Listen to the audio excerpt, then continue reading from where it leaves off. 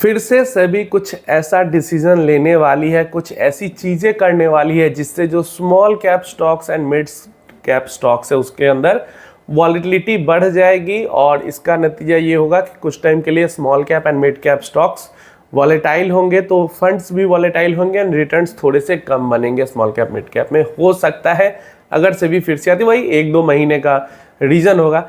जैसा कि हमने देखा था कि जब पहली बार सेबी ने फ्रॉथ बिल्डिंग की बात की थी, स्ट्रेस टेस्ट की बात की थी, तो वो महीना बहुत ज़्यादा वॉलेटाइल हो गया था, लगभग 40-50 दिन तक।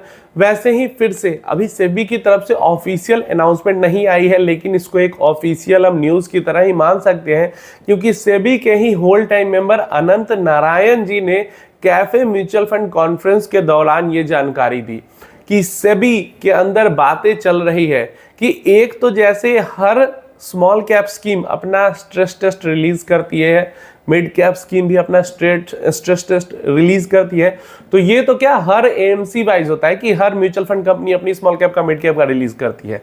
लेकिन सेबी यहाँ पे चाह रही है कि पूरी इंडस्ट्री वाइड जो स्मॉल कैप इंडस्ट्री है उसका as a whole stress test किया जाए और यहाँ पे उसके नंबर से सामने रखे जाए कि जो small cap as a industry है उसके ऊपर कितना स्ट्रेस टेस्ट है, और जल्दी ही इसके नंबर्स आ सकते हैं। क्योंकि जो बातें नारायण जी ने यहाँ पे कही है, उनके एक अच्छी बात उन्होंने कही कि जो 2020 के स्ट्रेस लेवल्स थे उनकी टेस्टिंग के मुताबिक और जो 2024 के स्ट्रेस लेवल्स है उनमें बहुत ज़्यादा अंतर नहीं है। मतलब 4-5 साल के दौरान में बहुत ज़्यादा स्ट्रेस लेवल्स में अंतर नहीं आए हैं, बट फिर भी इंडस्ट्री वाइज स्ट्रेस टेस्ट भी बार बार हो सकती हैं।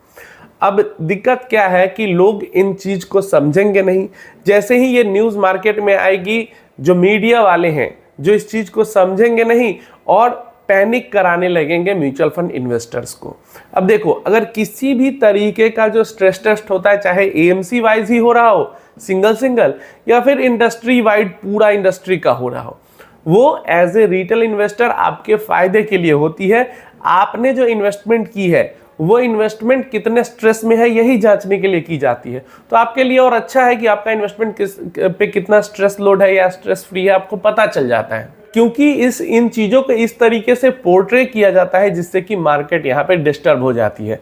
जैसे पिछली बार जब फ्रॉथ बिल्डिंग और स्ट्रेस टेस्ट की बात हुई थी तो मार्केट को डिस्टर्ब कर दिया गया था बहुत ज़्यादा फेक न्यूज़ फैला के। वैसे ही अगर ये न्यूज़ भी जब मार्केट में आएगी तो हो सकता है बहुत ज़्यादा गलत जानकारी मार्केट में फैलाई जाए। बट ये आपको समझ के चलना है कि इससे एक निवेशक के लेवल पे कोई नुकसान नहीं है। हाँ, इस न्यूज़ के कारण कुछ लोग पैनिक करेंगे, कुछ लोग सेलिंग करेंगे, ये वो करेंगे, तो इससे क्या होगा कि ये जो मार्केट है थोड़ा वॉलेटाइल जरूर हो जाएगा, लेकिन वो शॉर्ट टर्म के लिए होगा जब तक ये न्यूज़ बहुत ज़्यादा वायरल रहेगी। जैसे ही न्यूज़ का इफेक्ट कम हो जाएगा, इसका असर मार्केट के ऊपर से भी कम हो जाएगा। जहाँ तक स्ट्रेस टेस्ट की बात करते हैं, आप सही बताना, जो स्ट्रेस टेस्ट होता है हर महीने, शुरू में बातें हुई थी, अब तो बातें होना भी उसके ऊपर बंद हो चुकी है, क्योंकि उसका एक्चुअल में कोई बेनिफिट इन्वेस्टर को मिल नहीं पा रहा है। इसलिए क्योंकि हर महीने स्ट्रेस टेस्ट के नंबर में बहुत ज़्यादा 7-7 दिन 10-10 दिन का अंतर आ जाता है। तो एक महीने में किसी का स्ट्रेस टेस्ट अच्छा दिखेगा, अगले महीने में किसी का खराब दिखेगा, या 2 महीने 3 महीने बाद खराब दिखेगा। तो स्ट्रेस टेस्ट के नंबर के बेसिस पे आप कुछ डिसीजन नहीं ले सकते। ये बस दिखा देता है कि हाँ कौन सा फंड कितना पानी में है, बस उतना दिखा देता है। बाकी लॉन्ग टर्म इन्वेस्टमेंट का डिसीजन पे इसका कोई असर नहीं होने वाला है।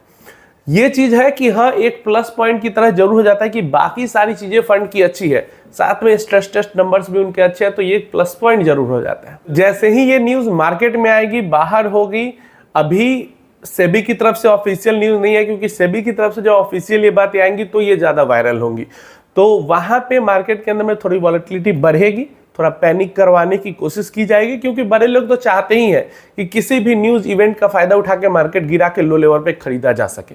तो आपको एज ए रिटेल इन्वेस्टर इसको मैच्योरिटी के साथ एक्सेप्ट करना है और समझना है, क्योंकि आपको अब तो पहले से पता है ना कि क्या चीज़ें हो रही हैं।